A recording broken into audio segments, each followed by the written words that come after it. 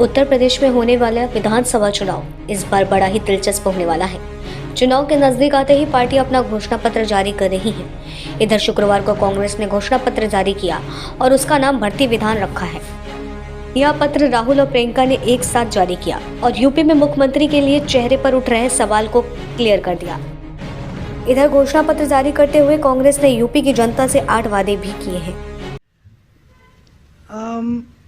जैसे राहुल जी ने कहा, ये जो भर्ती विधान है, इसको बनाने के लिए हमारे नेताओं ने, हमारे कार्यकर्ताओं ने उत्तर प्रदेश के जिले जिले में युवाओं से बात की, उनसे समझने की कोशिश की कि आपकी सबसे बड़ी समस्याएं क्या हैं, आपके दुख क्या हैं, किस तरह से हम आपके लिए एक उज्जवल भविष्य बना सकते हैं। उन्हीं चर्चाओं में से निकला हुआ जो सार था, जो मुद्दे थे, वो इस भर्ती विधान में है। इसे भर्ती विधान इसलिए कहलाया गया क्योंकि सबसे बड़ी समस्या भर्ती की ही है उत्तर प्रदेश में। जहां जहां हम गए हैं, जिन नौजवानों से बात की है, उनकी पीड़ा बाहर आई है। उन्होंने, वो दुखी हैं, त्रस्त हैं, क्वालिफाइड हैं, नौकरियां नहीं मिलती, बड़ी बड़ी घोषणाएं होती हैं, रोजगार नहीं दिए जाते। कोई कहता है 25 लाख नौकरियां दिलवाएंगे, कोई कहता है 20 लाख, लेकिन उनको कभी ये नहीं समझाया जाता कि ये कैसे होगा, किस तरह से ये रोजगार आपके लिए बनाए जाएंगे। हमारा ये प्रयास रहा है कि जो नौजवानों की समस्याएं हैं, वो सब इसी भर्ती विधान में उनको सुलझाने का एक हमने खाका तैयार किया है।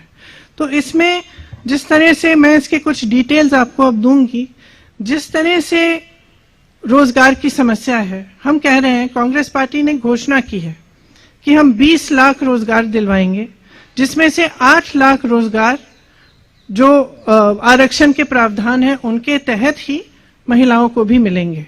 अब ये कैसे मिलेंगे, ये हमने यहाँ कहा है। हमें मालूम है कि रोजगार के विषय में और खास तौर से भर्ती के विषय में जो परीक्षाएं होती हैं, उनका जो तरीका है, जिस तरह से उनको किया जा रहा है, जितने घोटाले हैं, जिस तरह से पेपर लीक किए जाते हैं, जिस तरह से परीक्षा देने के बाद वो परीक्षा रद्द की जाती है, इससे बहुत ही पीड़ा है नौजवानों में। पूरी तरह से माफ होंगी। परीक्षा देने के लिए जब बस, ट्रेन से यात्रा करनी पड़ेगी, वो भी मुफ्त होगी। एक जॉब कैलेंडर बनाया जाएगा। ये बहुत महत्वपूर्ण चीज है, क्योंकि जो, जैसे मैंने कहा, एक बहुत बड़ी समस्या है कि जब परीक्षाएं देते हैं तो साल भर के लिए रिजल्ट नहीं आता, उसका कट ऑफ चेंज हो जाता है परीक्षा देने के बाद, या फिर पेपर लीक होता है तो पूरी परीक्षा ही रद्द कर दी जाती है। तो इन समस्याओं को सुलझाने के लिए एक जॉब कैलेंडर बनाया जाएगा, जिसमें परीक्षा की तारीख, इंटरव्यू की तारीख, रिजल्ट की तारीख, नियुक्ति की तारीख पहले से दर्ज की जाएगी। इसका कड़ाई से पालन करवाएंगे और इसके उल्लंघन पर जुर्माना किया जाएगा। ये एक जॉब कैलेंडर बनाया जाएगा, जिसमें परीक्षा की तारीख, इंटरव्यू की तारीख, रिजल्ट की तारीख, नियुक्ति की तारीख पहले से दर्ज की जाएगी। इसका कड़ाई से पालन करवाएंगे और इसके उल्लंघन पर जुर्माना किया जाएगा। वादों की घोषणा करते हुए राहुल गांधी ने कहा कि हम जो वादा कर रहे हैं उसे पूरा भी करेंगे। Is that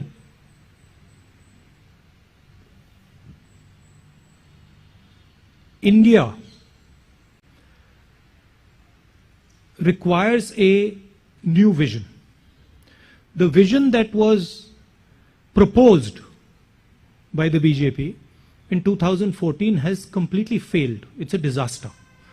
And it is turning our demographic dividend into a demographic disaster. So India requires a new vision going forward, and this is something that most youngsters would accept. Even people in the BJP, if you ask them, they will also say that something has gone very wrong.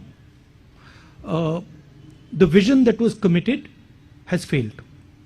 Now, if you look at India and you want to propose a new vision to India, you have to start in Uttar Pradesh. देखिए, हिंदुस्तान को जो नरेंद्र मोदी ने vision दिया था 2014 में, वो vision fail हो गया है।